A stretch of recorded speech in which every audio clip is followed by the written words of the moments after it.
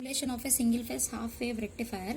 Simulation of a single phase half wave rectifier requires first a thyristor to be considered, which is taken from SimPower System toolbox. So this is a SimPower System toolbox. Let us take all the components that are being required. So let me take a source voltage first, AC voltage source. So this is the AC voltage source that is required, and then we require device, power electron device, that is SCR. There are two types of SCR and detailed SCR. You can take anything. Let me consider an SCR, and then series elements are being required, load elements. So in this again, if we go for the elements, we have series RLC branch.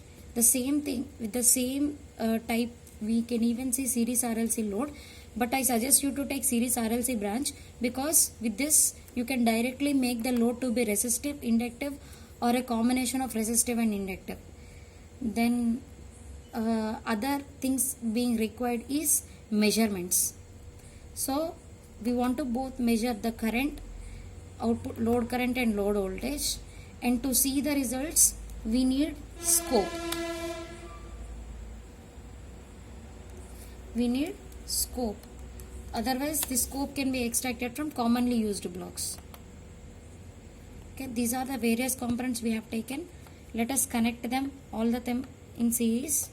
So this is source voltage, which is connected in series with an SCR anode, and across the cathode this load branch is connected. This is the basic circuit of a single phase half wave rectifier. So to view the results, depends whatever we want to see. You can see usually SCR will have only three terminals, anode, cathode and gate, and this fourth terminal indicates the voltage across this particular switch, voltage across the SCR and current flowing through the SCR. That now I am making the load to be resistive. Okay, then just connecting a voltage measurement block across it. In addition to all these components, the key components that are required to run the simulation is, especially when you are using SimPower System toolbox, elements from SimPower System toolbox is power GUI.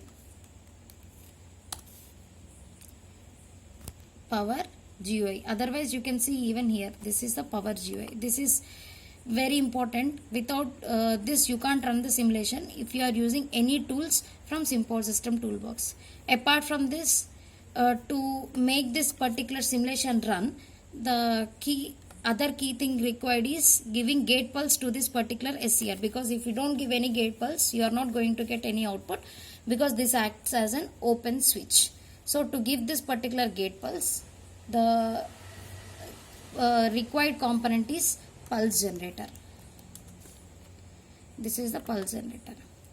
So let me explain the various parameters in this pulse generator. This first thing is amplitude of the pulse generator. It can be 1 or 10 or 20, it doesn't matter since it was a simulation. But when you go for practical case, this amplitude should be 12 volts. Whereas in the case of this indicates the period for after which, that means the time period for applying this particular pulse. That means since it was a half wave rectifier, if the firing pulse is applied at alpha, the second firing pulse is applied at 2 pi plus alpha. So the time period is 2 pi. So this period should be given in terms of seconds. So how do you define this particular seconds? It depends upon the fundamental frequency.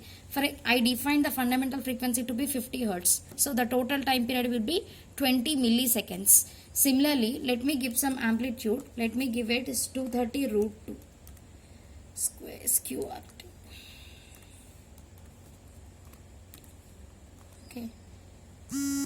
Okay, now this particular gate pulse I have connected here, and the time period of the gate pulse should be how much? It should be 20 milliseconds. Milli will be given in terms of E, 10 power. In simulation, E means 10, power whatever we want to give, it has to. So 10 power minus 3. So pulse width, it can be 1% also. It shows practical case, the pulse width should be enough such that the anode current of an SCR should raise above the latching current, but in simulation it is not mandatory. 1% is also sufficient. This final phase delay indicates at the instant at which the firing pulse should be applied. That is nothing but, it is nothing but firing angle. So usually if we want 90-degree firing angle means we directly write 90, but this should be given in terms of seconds. So how to convert this 90 degrees into seconds? For example, in this case, as we have taken the time period of 360 degrees means 20 milliseconds, so 90 degrees will be 5 milliseconds. So if you run the simulation now, we should get an output corresponding to 5 milliseconds. But before that, I suggest you to change this Power GUI sample block into discrete.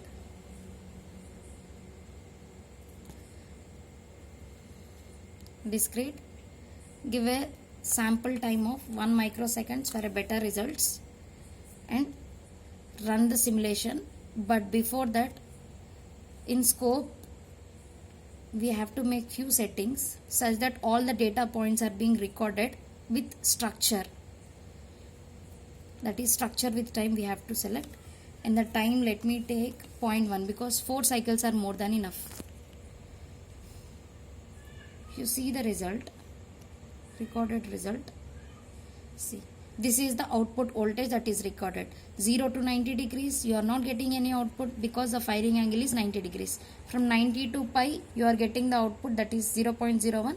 From again pi to 2 pi plus alpha, we are not getting any output. Right? The same thing is being explained here in this way, where I have connected the gate pulse and load voltage, everything through a mux. That means I want to have connected both the gate pulse and source voltage through a mux.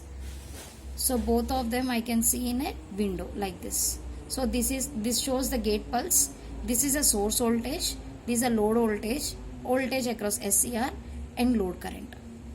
You can see that at 90 degree, until 0 to 90 degrees, the output voltage is 0. Once the pulse is applied, we have an output voltage that is being recorded. Until once the SCR start conducting, you have an output voltage and the voltage across SCR turn to be 0. Right? At pi, the natural commutation is occurring. Natural commutation is taking place as the load voltage is turning to be 0. At pi, load voltage is turning to be 0. Load current is turning to be 0. So current flowing through the SCR is turning also 0. So SCR is going for off condition. So that's the reason why the voltage across SCR turned as that of the source voltage. So now how to change the firing angle? So this firing angle here I wrote in terms of delay. That is, instead of changing here, I just changed here. So for that, I just wrote a small conversion here, where for the considered case, if 180 degrees is equal to 10 milliseconds, what will be the alpha firing angle in terms of delay? So delay is nothing but alpha into 0.01 by 180. It's just a conversion, otherwise you can directly write on it. For example, let me write alpha is equal to some 30 degrees. With this particular alpha, we are calculating the delay. So it is 1.7 milliseconds. Now let me run the simulation again.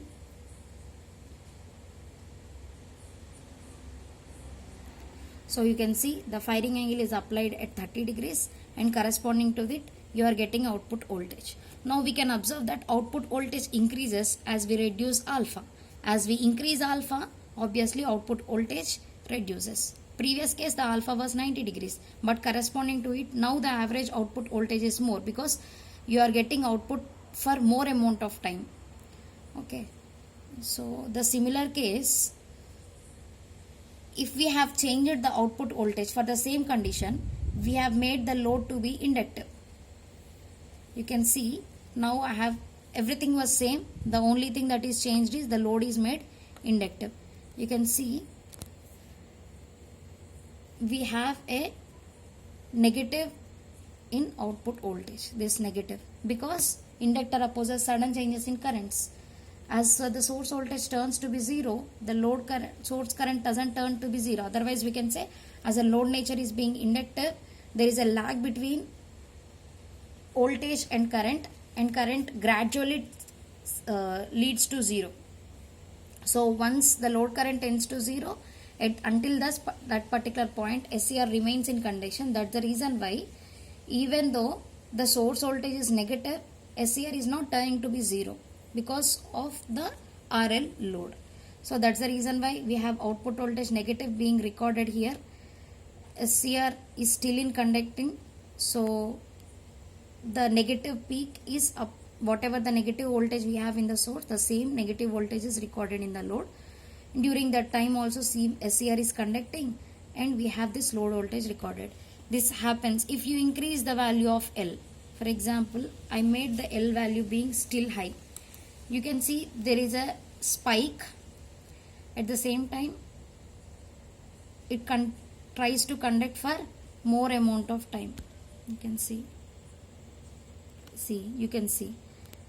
You can see there is an increase in the peak peak negative voltage. At the same time, we can also see the duration for which SCR conducts in the negative half is also increased. You can the point at which SCR turns to be off is nothing but extinction angle. So the problem with this particular inductive load is the average output voltage reduces. To overcome this, we can go for connecting a freewheeling diode as we have taken here. So we have connected a diode across the load branch. The same simulation, you can see I have connected the same inductive load, but we are not getting any negative in the load voltage.